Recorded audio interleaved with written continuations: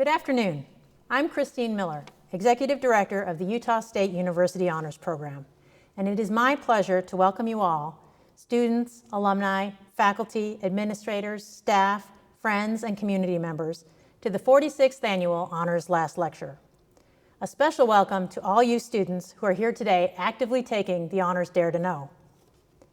Each year, our students nominate professors who have made an impact on their lives for the award of Honors Outstanding Professor of the Year. A committee of honors students interviews finalists and decides upon one outstanding professor, who then imagines and delivers what might be a last lecture if that professor had only one more to give. We are so pleased today to hear from our 2021 Honors Outstanding Professor, Dr. Timothy Chenette from the Department of Music in the Kane College of the Arts. Since every honors last lecturer is a beloved professor, it's important to remember that this is not actually Dr. Chenette's last lecture. We hope that he will continue talking with students and colleagues at USU for many years to come. I'd like to extend special thanks to the students who served on this year's Honors Last Lecture Committee. Those students were co-chairs Kinsey Randall and James Mullen, and committee members Jackson Morley, Morgan Cole, Haley Glasner, and Emma Greenwood, and Jamie Butikoffer. I'd also like to thank the USU Honors Program staff and the Performance Hall team for their extensive planning and work behind the scenes to make this virtual event run smoothly. It is now my pleasure to introduce Executive Vice President and Provost Frank Galey, who will share a bit about the history of the USU Honors Last Lecture, and then introduce the honor student who originally nominated Dr. Chenette to deliver the 46th Annual Honors Last Lecture. Provost Galey, thank you for your support of the University Honors Program and for taking the time to join us for this special virtual event today.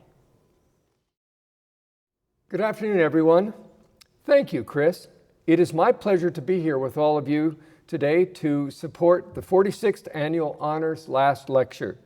Our honors program embodies Utah State University's land-grant mission to prioritize academics, foster diversity of thought and culture, and to serve the public through learning, discovery, and engagement. We're so proud of the University Honors Program and its students.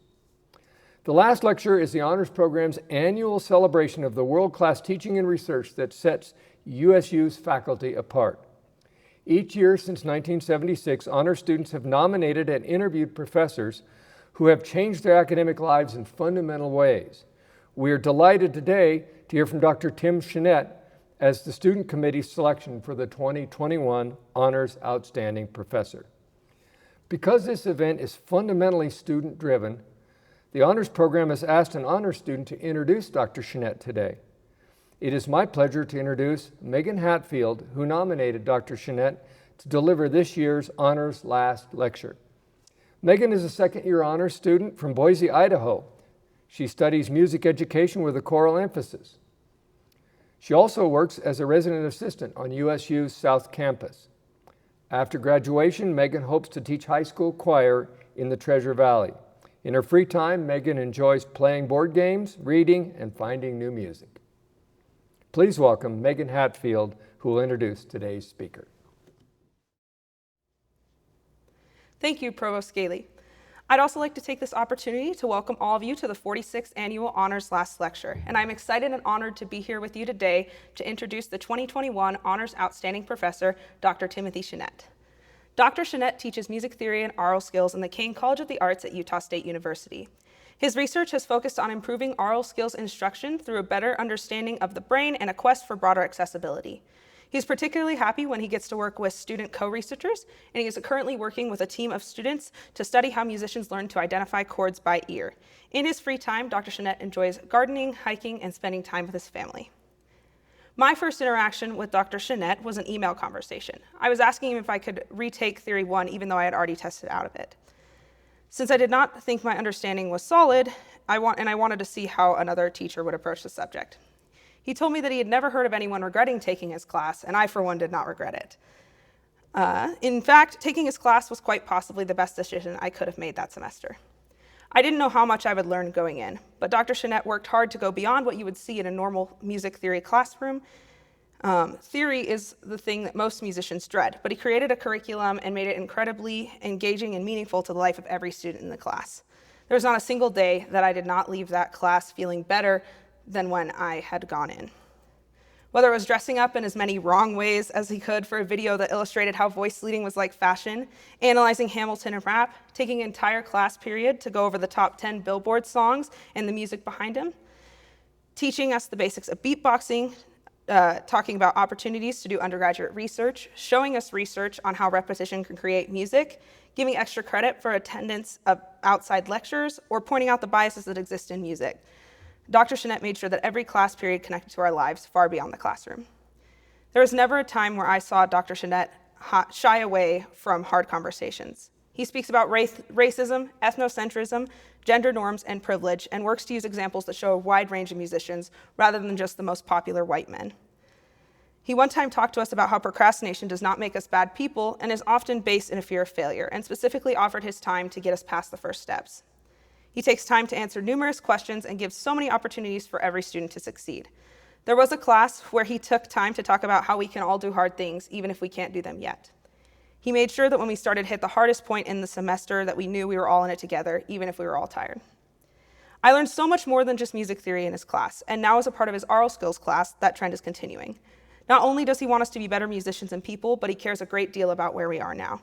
He gives opportunities for us to express ourselves rather than just to regurgitate.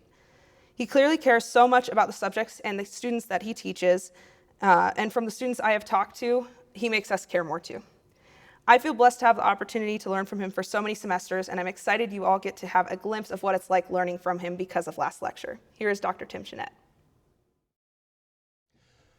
Hello, everybody, and welcome. I want to start with a humble thank you to Megan for this nomination. I've seen how much Megan cares about learning.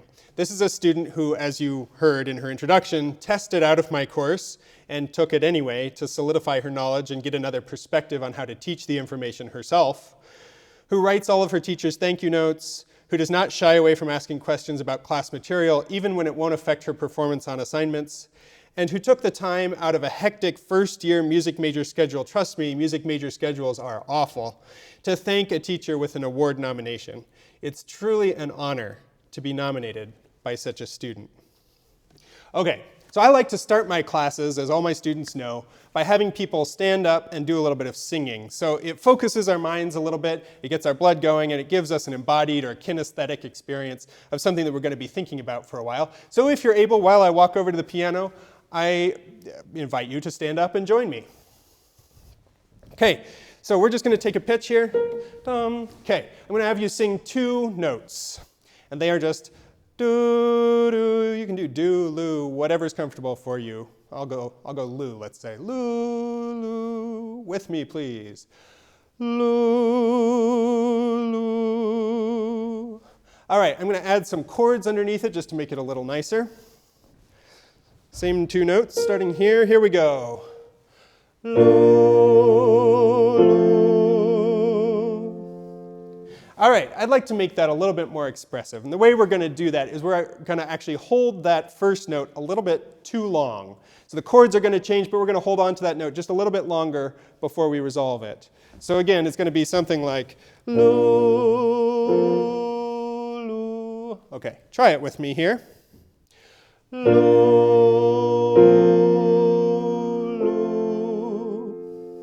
All right. And the last thing I'd like to ask you to do to make it even more expressive is to swell into that first note. So we're going lu,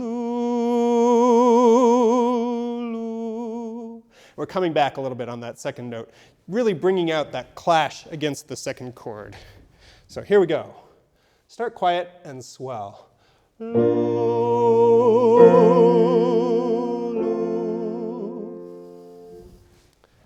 All right. Now what we were just singing is an example of what we call a suspension, a concept that goes back more than 500 years in European music theory. In a traditional suspension, we start with two notes in a state of consonance, which I've color-coded blue. One voice moves to a new note, bringing us into a state of dissonance, which I've color-coded red. And finally, the first voice, that suspended voice, moves down by step to return us to a state of consonance. Incidentally, that suspended voice, that upper one, sometimes goes up by step, and sometimes that gets a different name. I'm going to group it all together for today's purposes. Those labels that I was just using, consonants and dissonants, are often commonly understood as referring to pretty sounds, consonants, and ugly sounds, dissonants. But the terms themselves etymologically are more neutral. Consonants is sounding together, while dissonance is sounding apart. That is, in consonants, there's a sense of the sounds working together towards a common goal, while in dissonance, there's a sense that they clash or disagree in some way. Traditionally, each possible interval or space between two notes is classified into one of these categories. And just note, my slides will always use this color coding, so you don't have to memorize anything here, unless, of course, you are a music student. In music theory classes, we tend to further divide dissonances into different categories. The most common of these, so-called passing and neighbor tones, are used to make melodies more interesting. But they typically place the dissonances off the beat, fairly quick, and in between two consonances, so as not to draw attention to the clash. Basically, the point in those is to hide the dissonance as much as possible. Suspensions, on the other hand, typically take place on the most important beat of the measure. They're often much longer than passing and neighbor tones, and performers typically swell into the dissonance expressively, as we did when we were singing at the beginning of today's, I want to call it a class, today's lecture. I find this really intriguing, especially if we are thinking of dissonance as ugly sounds. Why would we want to draw attention to that? Why would that even be beautiful? So we're going to spend a little time today thinking about how our goals in music and in life might be better served if we really decided to listen closely to dissonance. I'll just draw attention really quickly to the sections of my talk today. At least you'll know when I'm getting near the end. So, why might one want to use clashing sounds? For one, they would be a particularly good way to depict through music the image of one thing smashing into another, possibly just wrecking it entirely, and I'll let Miley Cyrus demonstrate. Running for my life, I will always want you. I came in like a wrecking ball. I never hit so hard in love. All right, so for those of you who didn't notice, that was the exact same suspension we sang at the beginning of the talk today. The bass arrives at the end of the previous line. Da, da, da, da, da, dum. The bass goes here, dum, bum, bum, bum.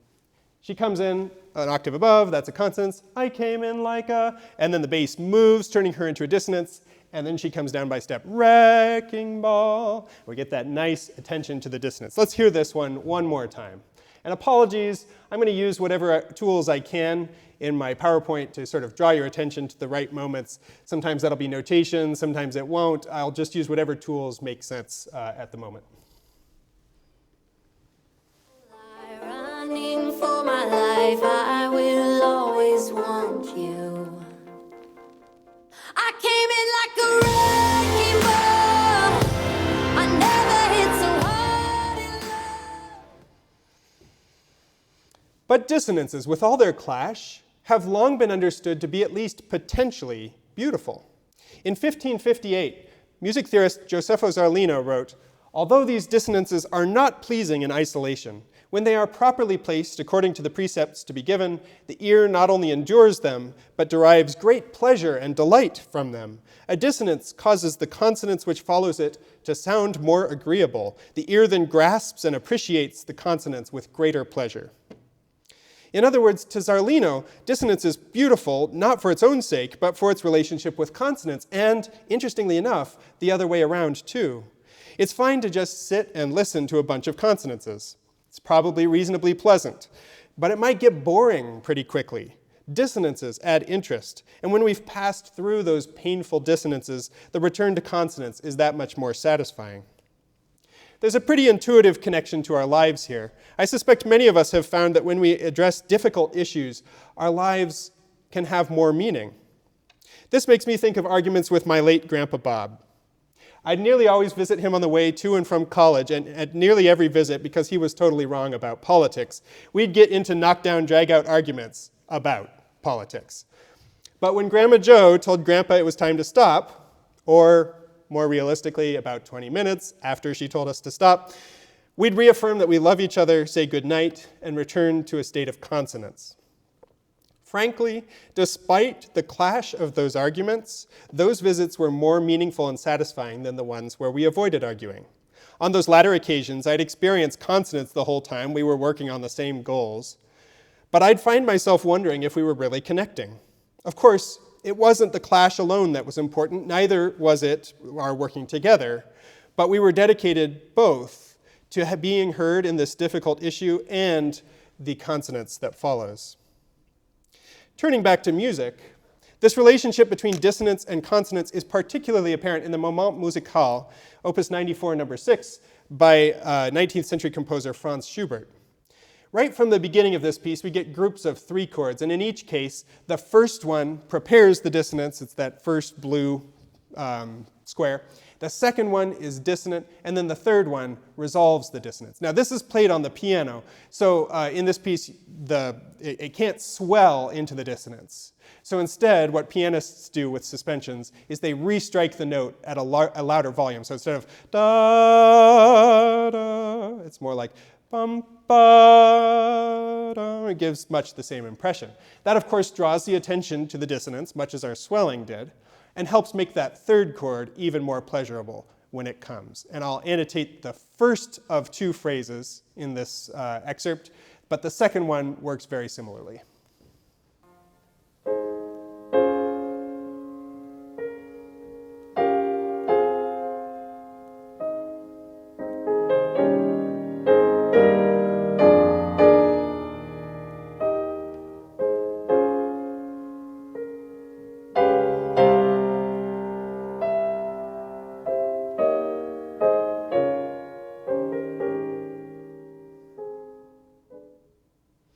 Okay, so those are fairly simple suspensions, but now let's hear them in the context of a longer and more varied melody. This is the third movement of Clara Schumann's trio in G minor. In the course of the movement, each of the 3 instruments, the violin, the cello, and the piano, takes a turn playing this beautiful, expressive melody. And the one we're going to hear is the cello, which is going to be the top line, and the piano is playing the bass line, which is the lower one. While there are multiple factors that contribute to the beauty of this passage, perhaps the most prominent are its many dissonances, which all draw attention to stressed beats and dissonance. I hear these as conveying a sense of longing, and I'll do my best to annotate these as we go along, but this one's kind of complicated, so bear with me.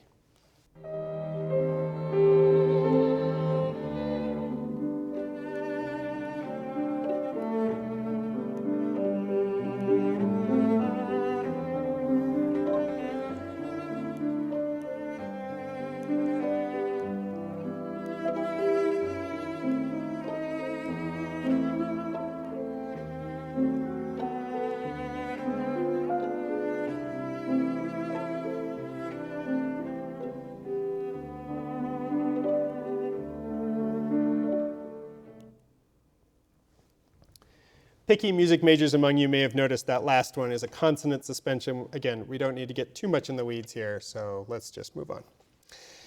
As someone who really loves early music, old music, my favorite repertoire in which to listen to suspensions is some of the passionate choral music of late 16th century Europe. For example, we'll listen in a minute to the end of a piece that composer Carlo Gesualdo wrote around the year 1600 for one of the most somber services in the Catholic Church calendar, near the end of so-called Holy Week.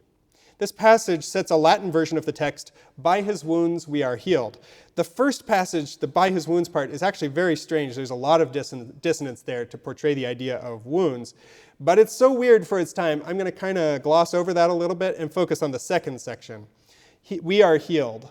In that section, the composer just repeats that text over and over. We are healed, and there's lots and lots of consonants. It's as if there's a lot of joy associated with this concept.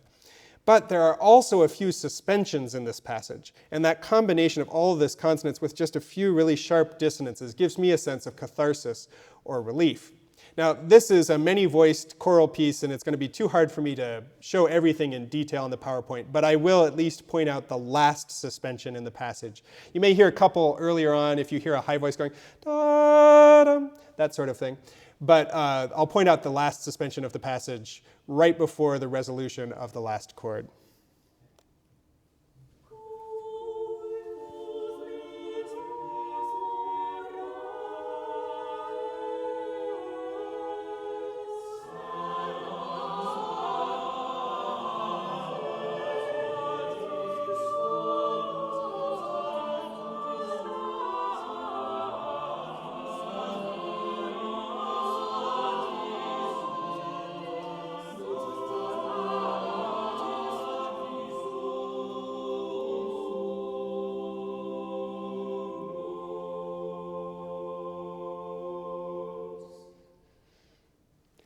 I'm tempted to apologize for some of the tuning in that example. That was a recording where I'm singing one of the parts. It's way too high for me. But Julia Child says to serve everything with a smile, so there it is. There's something really beautiful to me about this kind of approach to dissonance. It's carefully prepared, introduced, and resolved. It feels almost like a promise that whatever you're going through, it's going to be all right in the end. But does music always extend us this promise? Does life? Our next section, not all dissonances must resolve. It's worth noting here that dissonance is culturally determined, not a scientific fact. And yes, people often relate consonance and dissonance to frequency ratios or relationships among overtones, and there are correlations there. But perceived dissonance is never perfectly aligned with any of these scientific factors. Plus, among contemporary cultures, there are different definitions of consonance and dissonance. There are cultures that don't have analogs to these categories, and even within a single culture, historically, the definition varies. Even for an individual person, research has shown that our expectations of how music works can be affected by the style we are listening to. So they've actually done experiments where people heard the same chord progression in a rock style and in a classical style, and what seemed totally normal in the rock style seemed kind of shocking to people, and their brains kind of lit up in the classical style. So similarly, what sounds dissonant within one specific style may be perceived as sounding perfectly together in another style. One of the most beautiful passages in the jazz-influenced song Starless Night by my colleague Jason Nicholson involves an absolutely lovely unresolved dissonance, actually a couple, and none of them feel terribly clashy to me. The lyrics of this song by Kate Skinner suggest a person experiencing the awe and wonder of a starless night and asking deep questions. The words, "never knowing why," are set to this absolutely beautiful progression. I know you can all hear those chord symbols in your head, but just in case, I'm going to play it at the piano for you. It's something like this. And with the melody, it's something like, never knowing why. Absolutely beautiful. Even if you just have those consonant chords underneath, never knowing why.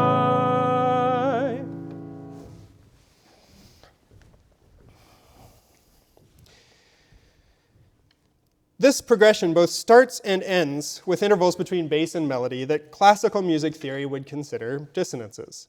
And yet I hear no clash that must be resolved. Sure, there's complexity here, and maybe even uncertainty or discomfort, but it's not something to overcome. It's a natural and beautiful part of being human. How to feel searching,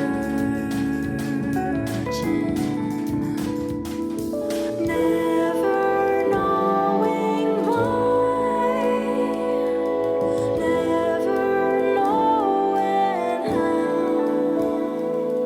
I'm never knowing what to do, looking out at the sky and waiting for someone who will show. Sorry, I know I let that go longer than I absolutely had to, but I love that song and so felt like sharing it with you. Now, jazz music has a well-developed tradition of music theory, and it ranges from the practicalities of guide tone lines that help improvisers create coherent, goal-directed solos, to Miles Davis's systematic explorations of musical geometry, to the deep theories of George Russell's Lydian chromatic concept, and the creativity of Yusef Lateef's repository of scales and melodic patterns. And yet, I, like many of my fellow music theorists, got a PhD in music theory based on 5 years of full-time graduate level study and teaching, a series of rigorous qualifying exams, and then a few years of independent research without learning so much as a lick of jazz theory. Why? The segregation of jazz theory from music theory undoubtedly has roots in rather explicit racism. If you look at some of the things that were said about jazz 100 years ago, they're pretty explicit about this. And at the same time, at least in hindsight, given the success of jazz and its mainstream acceptance, they're kind of laughable in ways that may parallel some of what's being said about rap music today. But while that explicit racism is mostly a thing of the past, at least in the case of jazz, we are left with its legacy. In my first few years teaching music theory at Utah State, alongside some really great jazz performers, I increasingly felt a dissonance in my teaching. I was dedicated to teaching music, not just classical music, and yet I knew very little about jazz theory.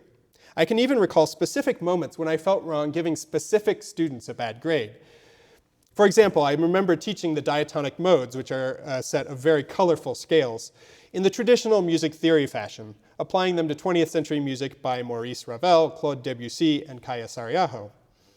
When a student turned in a composition that took an approach inspired instead by jazz chord scale theory, I gave them a bad grade because they hadn't engaged with the way I had taught. But then I also had not engaged with the way jazz musicians approach the concept. It took me quite a while, but in the end, I realized that I was the suspended voice, the one that needed to resolve. I now teach some basics of jazz theory in my music theory classes. It was a humbling process because I have, again, a PhD in music theory, and I had to admit my ignorance and collaborate with an undergraduate teaching fellow, thanks Hunter, if you're out there somewhere, to introduce just a bit about chord scale theory, chord extensions, and 2-5-1s to my Music Theory 1 class. Did this remove all the dissonance? No. There's still plenty. In particular, the fact that my class incorporates both classical and jazz perspectives sometimes confuses students a little as they negotiate when to use one versus the other. But not teaching jazz theory was a dissonance rooted in personal ignorance and historical racism. That's a dissonance that I felt had to be resolved. The dissonance between classical and jazz modes of thinking, on the other hand, is a dissonance that exists simply because of different ways people have tried to think about music over the years. That's a productive and beautiful dissonance, like the ones in Starless Night, and one I want my students to start to learn to hear before they leave my classroom.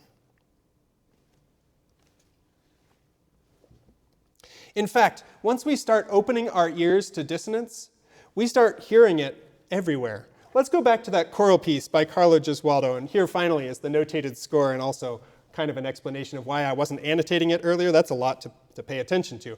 But I just want to show you, you see all those little notes with lots of lines attached? Close to half of those notes are actually in dissonance with the rest of what's going on. Those aren't suspensions, they're passing tones. So again, that allows a melody to pass from consonants to consonants through a quick and relatively hidden dissonance. But while they are somewhat concealed, between passing tones, and there are a couple suspensions up there too, dissonance is all over this music. And I also feel a non-musical dissonance here. On one hand, I find this piece of music deeply moving. It's the kind of music I love to listen to with my eyes closed, and I was the one who forced that ensemble you heard earlier to sing it.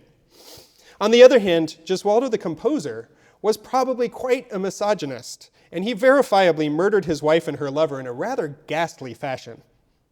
Does this person deserve to have his music taught 400 years later? Does the 400 years that have passed give us enough historical distance that we can present the music without worrying about glorifying the composer? That's a dissonance. Music is full of dissonances, and so is life, and so is teaching. One of our goals at an institution of higher learning should be to become sensitized to these dissonances around us, to start to listen to them. The USU Honors Program's motto is Sapere aude, dare to know. This phrase by the Roman poet Horace was adopted by philosopher Immanuel Kant in 1784 as a kind of slogan for the Enlightenment. Now, we often think of knowing, sapere, as simply acquiring facts. But why is the word dare, aude, in this phrase? Somehow, dare to memorize a bunch of facts to regurgitate on the test sounds a little bit silly. No, sapere aude refers to the deeper understanding we can acquire when we have the courage to explore difficult questions. This exploration takes courage because the more we truly understand, the more we will begin to hear uncomfortable dissonances, which I urge you to sapere audi, dare to hear. Just showing off that I took some Latin in grad school there. Just to take one example, Enlightenment thinkers, including both Immanuel Kant and the founders of the United States, wrote inspiring texts on freedom, equality, and rational thought, even while they developed an ugly pseudoscience of race to justify their slaveholding and colonizing. If you aren't yet hearing dissonances in your field of study, then you're probably in an early stage of learning, focused on acquiring basic facts and procedures. As you learn more about your field, advancing to higher levels where you're learning where those facts and procedures come from, how they're intended to be used, how they are actually used, you will hear dissonance. Some of those dissonances are productive, an indication of fruitful areas for future research. Many, however, may be disturbing or uncomfortable. It can be overwhelming to hear these dissonances all around us, and it can be tempting to close our ears. Here are some that I hear on a daily basis. I believe in the transformative potential of a university education, and yet I also see the ways universities sometimes don't seem designed to serve those whose lives are most desperately in need of transformation. I believe in the amazing research, performing, and teaching my colleagues and I do in the music department, and yet I see how our combined activities tend to focus on small subsections of the music of the United States, much less the world, and how this sends a very limited and morally problematic message about what kinds of music are valuable to society and worthy of deep study. And I have a strong desire to be an amazing teacher, to constantly inform and impress my students. I hope you can tell.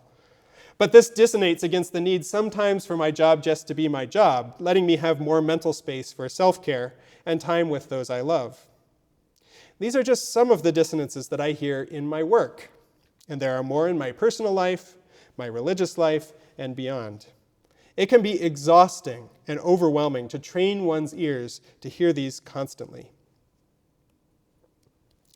Samuel Barber's Adagio for Strings, originally a string quartet movement that became popular as a piece on its own, is strongly associated with sadness and mourning. It was famously performed after the deaths of multiple US presidents, as well as on several sad movie soundtracks. This piece begins on a single note. Then a dissonant chord enters. Even once we move to a consonant chord, that single note holds on a moment longer in dissonance, the suspension only then resolving into a tentatively rising melody. It's as if the overcoming of the dissonance inspires just a bit of hope there at the end. But the melody keeps twisting around, returning to dissonance over and over again and settling on an unsettled chord.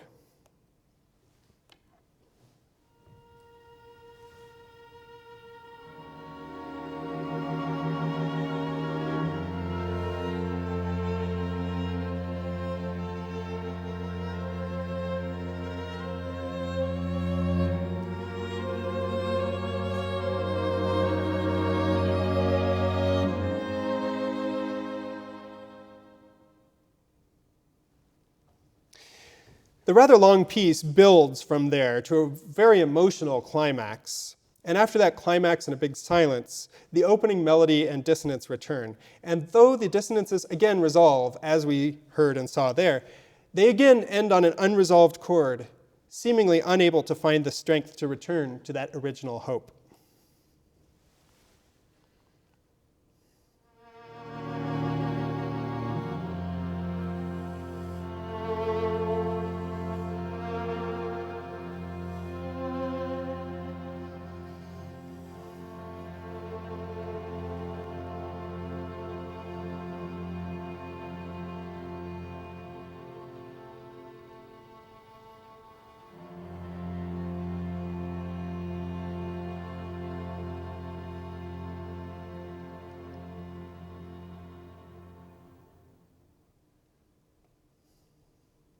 Now, incidentally, if you're curious why rational beings should like to listen to sad music, researcher Dr. David Huron suggests that it may be because it allows our bodies to experience the pleasurable effects of feeling empathy and compassion, and possibly an associated release of the hormone prolactin, without the problems that come with actually having someone you love go through a negative experience. Since prolactin is associated with feelings of calmness, well-being, and consolation, that would mean, if it's true, that we're basically tricking our body into making drugs to feel better, which is kind of fun to think about. But the Adagio still treats dissonance as something to be overcome, something that might exhaust us over time. In a world awash in dissonance, one of our educational goals should be to learn to hear dissonances carefully without the expectation that they necessarily must or will resolve. Many of the most inventive and influential scholars are those who are willing to explore those dissonances and what they mean. Many, too, of the most effective activists are those who see that the world is full of dissonance that isn't all going to be resolved soon, but act in line with their values anyway. Learning to hear dissonance everywhere means learning to accept that we must sometimes sit with our discomfort, ponder it, accept it, sometimes even leave it where it is without resolution. Sometimes we even realize in the end that we are the suspended voice, the one that must change in order to return to a state of consonance. None of that is easy, but it's important to living an educated life. It's part of daring to hear and daring to know. What if music simply accepted dissonance, understanding it as a natural part of the human experience? The second movement of Jennifer Higdon's piece, String Poetic, titled Nocturne, gives us a vision of this world. As you'll hear, there's dissonance in practically every chord, so I haven't even bothered with annotations, but this dissonance is not something to be overcome, as in a suspension, or to be hidden, as in a passing tone. It's just part of the texture of the world Higdon creates.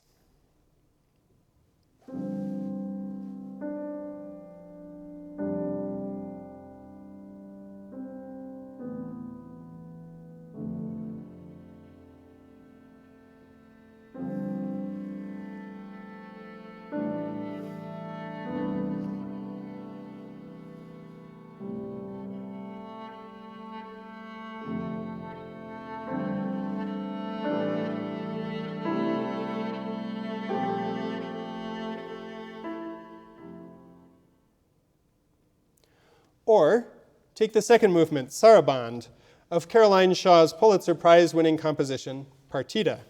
In the passage we'll listen to, there's a series of ethereal chords that emerges one after another. Some are perfectly consonant, others are dissonant, but they're all incredibly beautiful in and of themselves.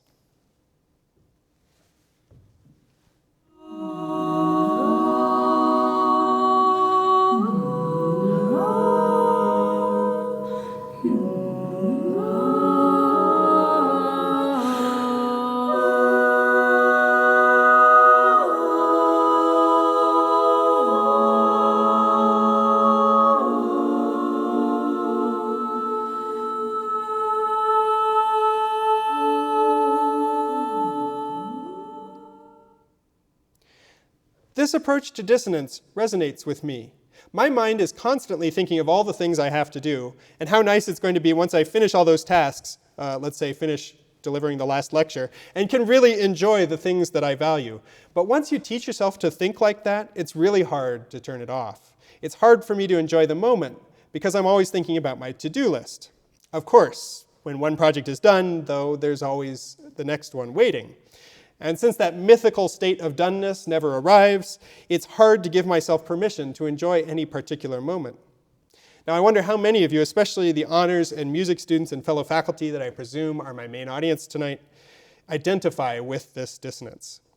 It helps us achieve what we view as success, but presumably we want that success so that we can live happier lives, and it also gets in the way of our living happier lives. Listening to dissonances that don't need to be overcome, that merely exist as part of music and of life, is a reminder to appreciate the present with all its complexity, rather than waiting for a state of perfection that is always in the future. Accepting dissonance as a natural part of being human is crucial for two reasons. So first, it can be good for our mental health in a world full of dissonance. But second, if we're not okay with the existence of dissonances, we will start closing our ears to them, as if this deafness erased the dissonance. Actually, in a way, it does. Because when dissonance is culturally determined, what we hear as dissonant is a result of our past experiences and choices. But choosing to erase the experience of dissonance from our lives is choosing to live in a world of unsatisfying consonances, bereft of meaning and interest. Does accepting dissonances as part of music and life, even as something potentially beautiful, mean that dissonances should never be resolved? Absolutely not. When we hear a dissonance that conflicts with our core values, it's our responsibility to become a voice in that musical texture. My academic field is having something of a moment right now. Music theory has entered mainstream popular discourse, at least tentatively, on platforms such as Vox, Medium, and Slate. And there are some amazing people out there doing music theory and analysis on YouTube for unbelievable numbers of viewers and patrons, people like Adam Neely and 12 Tone. While the quality of what's out there inevitably varies, this suggests an incredible level of enthusiasm and curiosity for understanding more about music and how it works, an enthusiasm that I also increasingly sense from my students. Now, for an academic who teaches a required class, that's a little disorienting. At the same time, the field of music theory is experiencing a crisis. Music theory, as currently practiced, is heavily influenced by the ideologies of 19th century Europe, and Germany in particular, as filtered through 20th century white America. These ideologies include a cult of genius that exalts, for example, the works of Ludwig van Beethoven, and makes it extremely difficult for contemporary composers to enter the so-called canon of musical works that are performed regularly. Now, to be clear, I think Beethoven is great. But this can also make it difficult for my students to imagine themselves as anything but passive transmitters of other people's genius. This idea of genius is also tied to ideas of striving and overcoming that admittedly have a certain attraction, but also were and are strongly tied to sometimes unhealthy ideas of masculinity and even anti-femininity. And these ideologies also include a belief in the superiority of what is often called Western art music, a term that nearly everyone struggles to define precisely, but that aligns most regularly with the music of white, educated males, mostly from Europe and the United States, and most of whom are dead. Many people see no problem with teaching this music, and it does indeed include some truly incredible works that have the power to change people's lives. But people have deep and meaningful experiences with all kinds of music. And yet, so-called Western art music continues to dominate American music departments and schools, sometimes to the complete exclusion of anything else. Let's talk about rap music and hip-hop culture for a moment. Hip-hop seems on its surface like an ideal subject for academic study. It is inevitably interdisciplinary, naturally drawing in literary analysis, American history, dance, visual art, technology, and sociology. It also is often thought of as a uniquely American art, with origins in American communities and revealing something important about those communities. At the same time, rap as an offshoot of hip-hop has been massively influential worldwide. Pick a language, culture, or country, and you can probably find some manifestation of rap music. And yet I, in a admittedly fairly quick Google search, know of no music department that has hired a rapper, not a single one. Hip-hop studies programs do exist, but they are rare. The nearest one I know of is a certificate program at a Colorado school. To earn that certificate, one must take a few required classes and select from a menu of 24 electives in dance, ethnic studies, English, history, sociology, and theater. But not a single one of those classes is hosted in the School of Music. In case it isn't clear, the dissonance that I'm hearing here is that schools and departments of music largely avoid teaching one of the most influential movements within music of the past 50 years. This dismissal of rap music goes far beyond academia. For example, in a 2015 interview, commentator Geraldo Rivera claimed that hip-hop has done more damage to black and brown people than racism in the last 10 years, accusing rappers of encouraging a distinctive culture that is so different from the mainstream that they can't participate. Now, Rivera's point was very strangely, mostly ostensibly about fashion choices. But he repeated that claim about hip-hop being worse than racism a few months later when covering a Kendrick Lamar performance that protested police brutality. Kendrick Lamar clearly saw this as a dissonance against all he stands for, and his response through music gives a great example of how to work for change. How do we work to resolve dissonances? Recall my diagram of the suspension.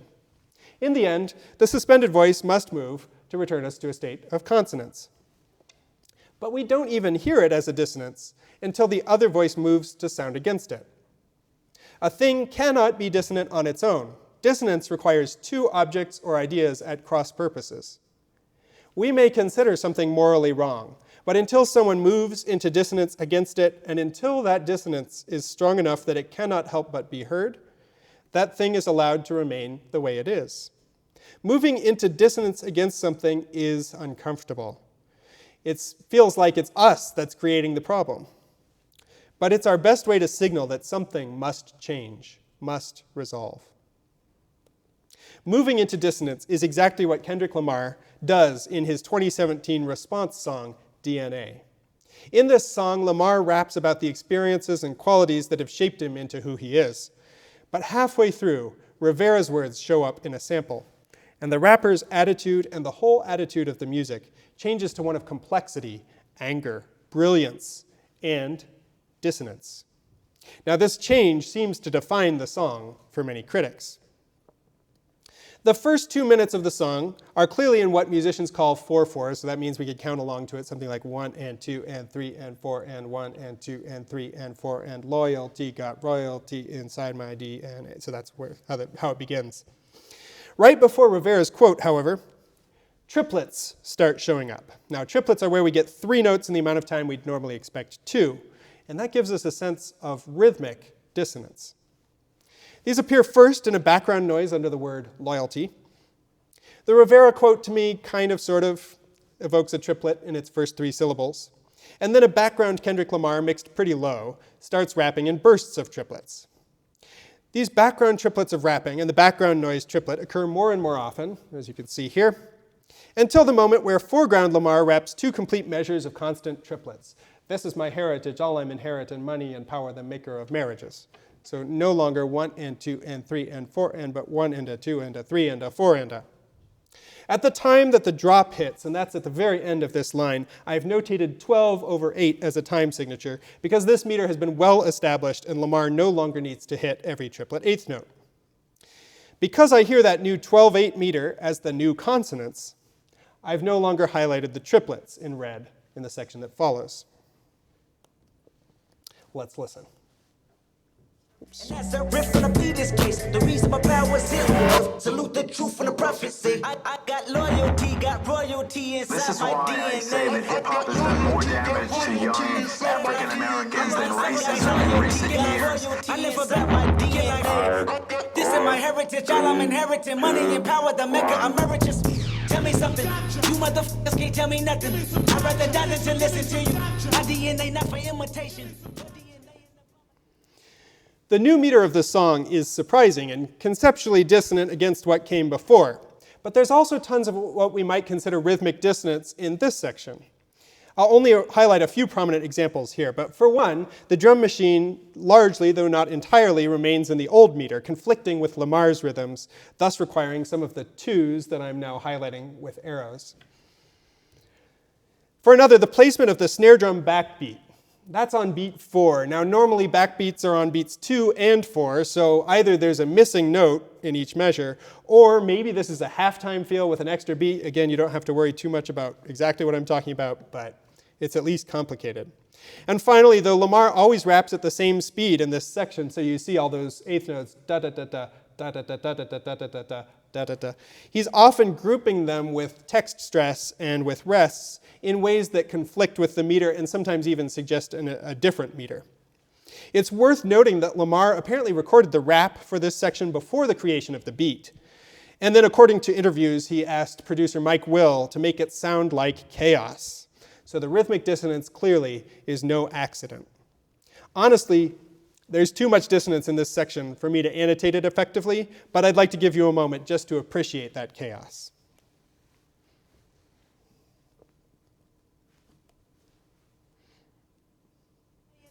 This how it is when you in the matrix, dodging bullets, reaping what you're sowing, stacking up the footage, living on the go and sleeping in the villa, sipping from a Grammy, walking in the building, diamond in the ceiling, marble on the floors, beaches out the window, peeking out the window, baby.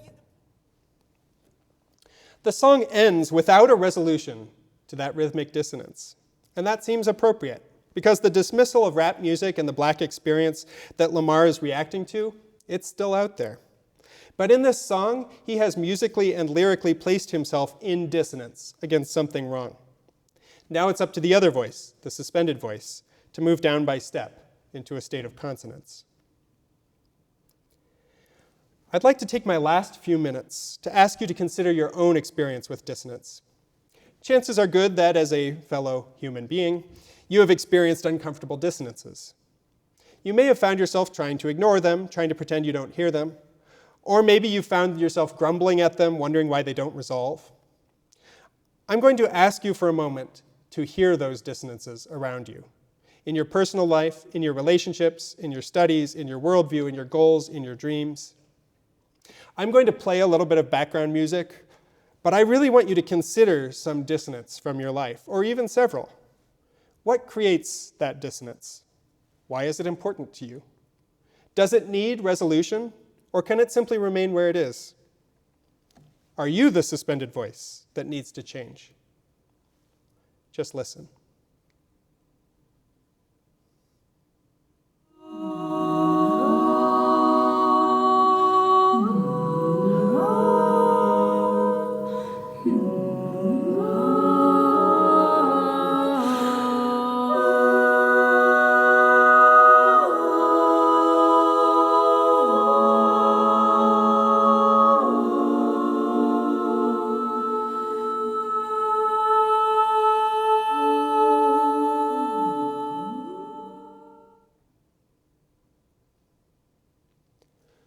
Wherever your thoughts went during that time, I hope it's clear to you that in our lives, dissonance is not an occasional event, to always be carefully prepared and resolved.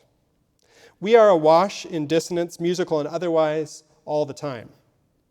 When we've only been paying attention to the consonances, chalking up our successes, these dissonances can feel threatening. Yet we need not feel fragile, our dreams crumbling when confronted with something that just isn't right. We can choose to see and hear the many dissonances around us and recognize that they are always there, something we live with, in, next to, and through. But as people who are seeking to live educated lives, we have a responsibility to listen carefully to those dissonances. As you listen to what is going on around you, think about how the dissonances you hear differ from each other. Some are beautiful, as in Starless Night, even if they're also a little uncomfortable or complex. Those dissonances will be most beautiful if we listen really carefully to them, or even sometimes if we lean into them. Other dissonances are simply an inevitable part of being human. They add complexity to our lives, and that also gives them a certain beauty and interest. Sometimes we may hear a dissonance and find that we ourselves are the suspended voice, the one that is called to change, to return to consonance. Realizing that takes careful listening. To realize that we may not feel like we've changed, but someone has shown us that we cannot stay where we are.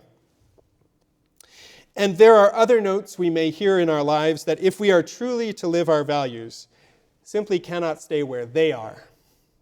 When we desire that change, we also still cannot stay where we are. We must move into a clear dissonance against them, to sound against them. This is really uncomfortable. But in the end, you may hear the change that you wish to hear, the move into consonance, sounding together. But even if not, I urge you, as you pursue your education, don't stop paying attention. Your life will be richer and more meaningful for listening to dissonance. Thank you.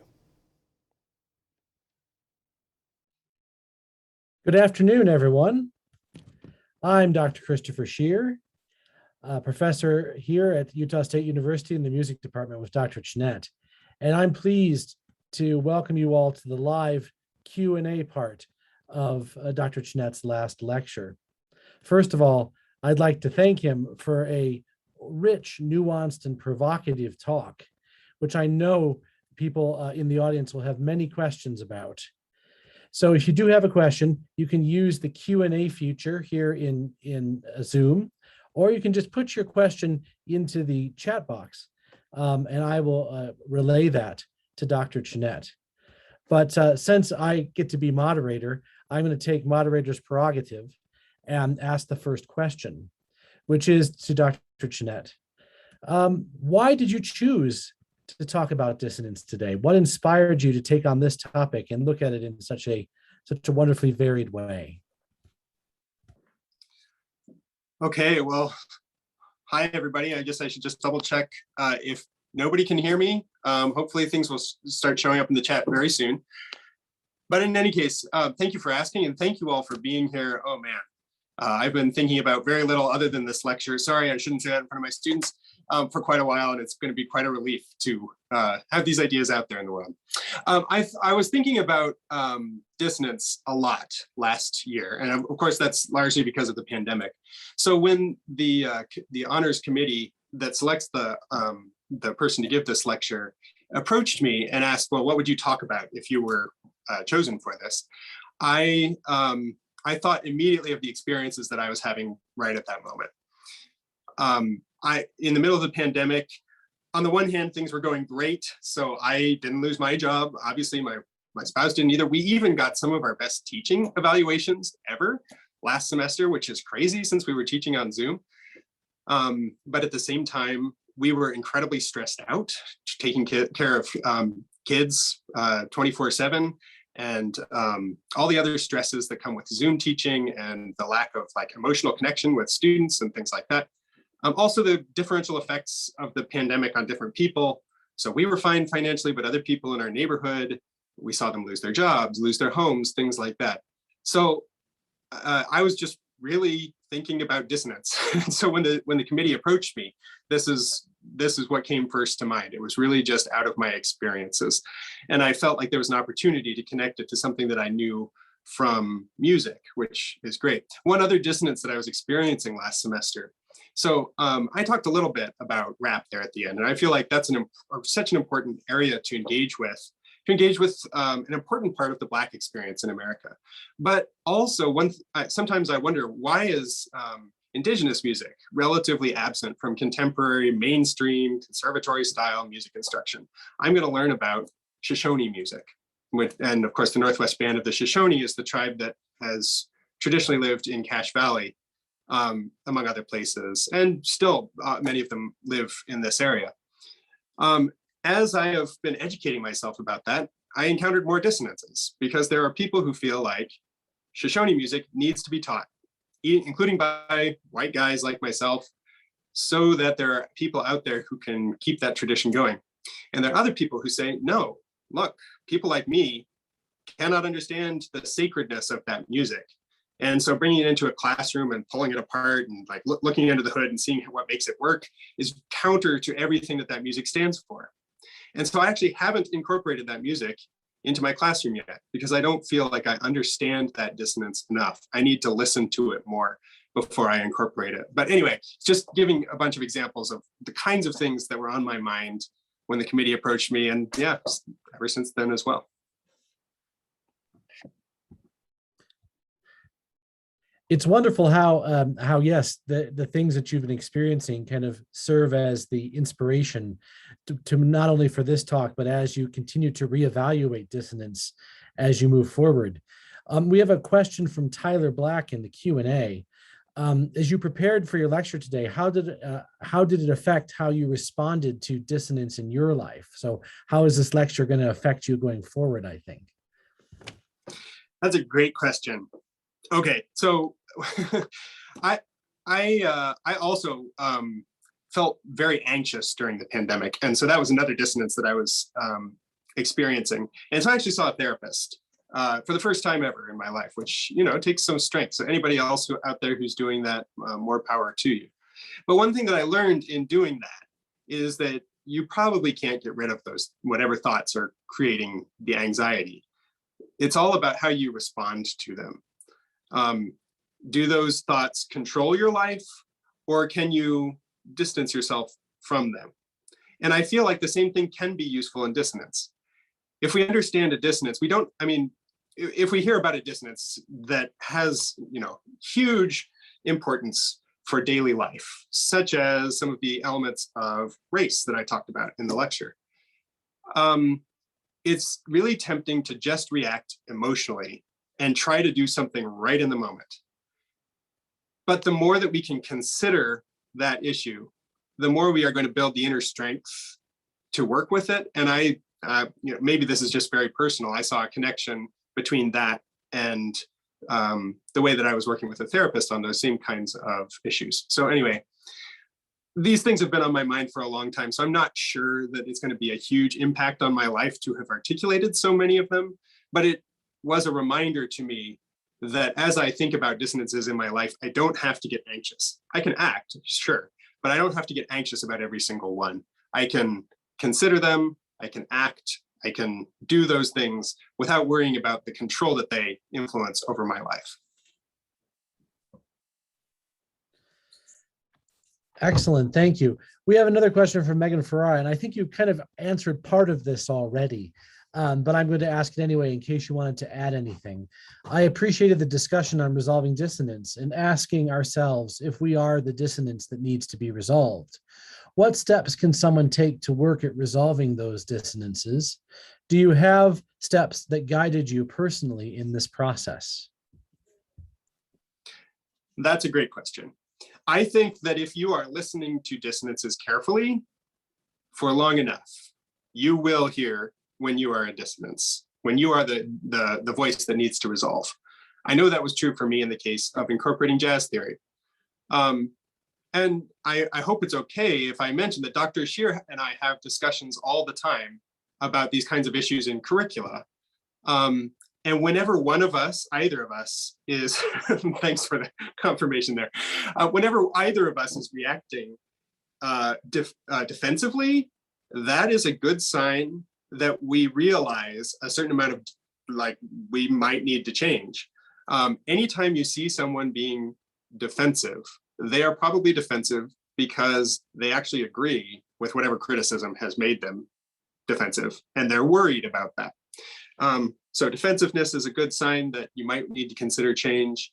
And again, I think if we make sure that we do not ignore dissonances, that we truly listen to them, I think we will hear when we need to change. That's wonderful. Thank you. And I have to say, I really appreciate those discussions with Dr. Chenette. They help make me a better person as well. We have an anonymous attendee who has a question about distortion as a form of dissonance. Dr. Chenette, what are your opinions on the role that noise and distortion can play in music and music discussion? Do you think more chaotic sounds can be a form of dissonance? I absolutely love that question. When I was in grad school, again, we weren't studying a whole lot of popular music, but we studied some contemporary music that, similarly to distortion and, say, rock, used purity versus noisiness of sound as an analog to consonance and dissonance. And yeah, I haven't really thought about this angle, so I hesitate to go too far along this road in terms of giving like answers. Clearly, it can be done, and it has been done in contemporary, like, intellectual music and in popular music. One thing that occurs to me based on what you just said is that I think of distortion, it can feel uncomfortable, but it can also feel really awesome. And I have not thought about the implications of that for our lives yet, but I want to now. So thank you. We have a question in the chat rather than the Q&A. Do you think, from Anna Peterson, do you think dissonance is more or less common in popular music of today than it was in classical Western music? That's a tough question. I hesitate to generalize too much, but among other things, practices of dissonance have become different. So when I talked about suspensions, that was one of the primary ways of so-called handling dissonance in the classical and romantic periods of European composition, art music compositions. This is composers who were trained, they would learn rules like that. People don't learn rules like that when they train to become a rock musician today or a popular musician today.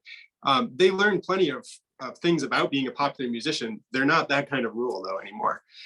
So practices of dissonance and consonance have changed in part based on how people are trained and what their experiences are.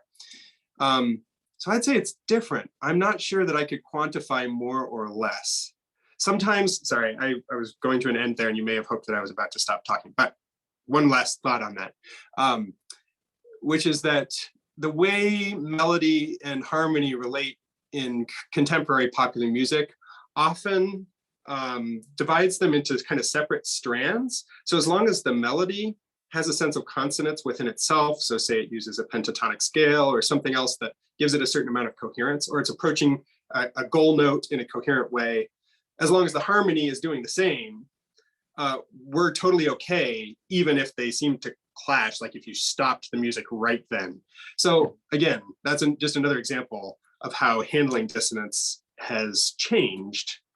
And again, I'm hesitant to generalize about quantity.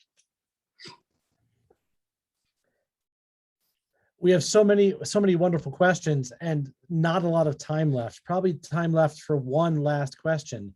I wonder, Dr. Chenette, I mean, given all these that we have, is there one that you would like to answer, or should I just keep going down the list? I mean, I wish we had time to do all of them, but we just don't. They all look great. I would be, so let me just say, if anybody wants to email me your questions after, I will respond. I'm happy to answer your questions that way. But for the purposes of this live Q&A, go ahead and choose, Chris. Then I think we'll just go with the next one in line. Alyssa Burton, who writes, sometimes I notice dissonance in my surroundings that should be changed, but I struggle to find ways to make a positive change or resolution, especially as a student. What can we do to stand dissonant to those that need to be changed, considering that we as students are often considered a lesser authority in society? That's a really, really tough question. Yeah, and it is complicated by the fact that students also may feel, so I don't know if this is the case in Alyssa's situations, but students can feel like they're still learning. And so therefore, not only is there a power dynamic, I'm hesitant to like say anything, but also, you know, maybe I just don't understand the context yet. There may not be the intellectual confidence there.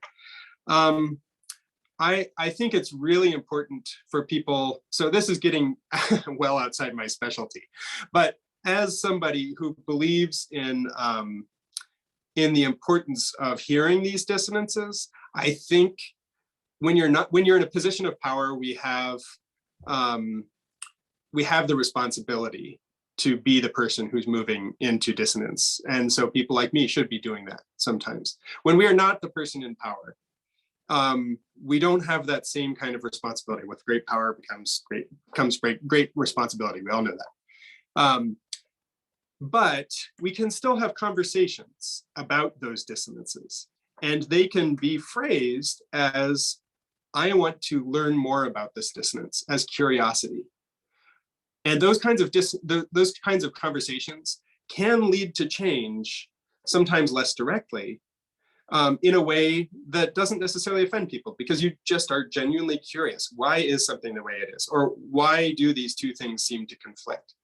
The other suggestion I'd give is anytime you know of somebody in a position of power who may be receptive to whatever change you feel is important, that's an important ally in that process. Thank you very much. Well, we're going to have to leave the rest of the questions there, unfortunately. Like Dr. Chenette said, he's very open to having further conversations with those people and with others that may have questions. And that just leaves me to say that this concludes our live Q&A with Dr. Tim Chenette, 2021 Honors Outstanding Professor. On behalf of the Utah State University Honors Program, thank you, Dr. Chenette, and thank you all for attending the 46th Annual Honors Last Lecture. See you next year.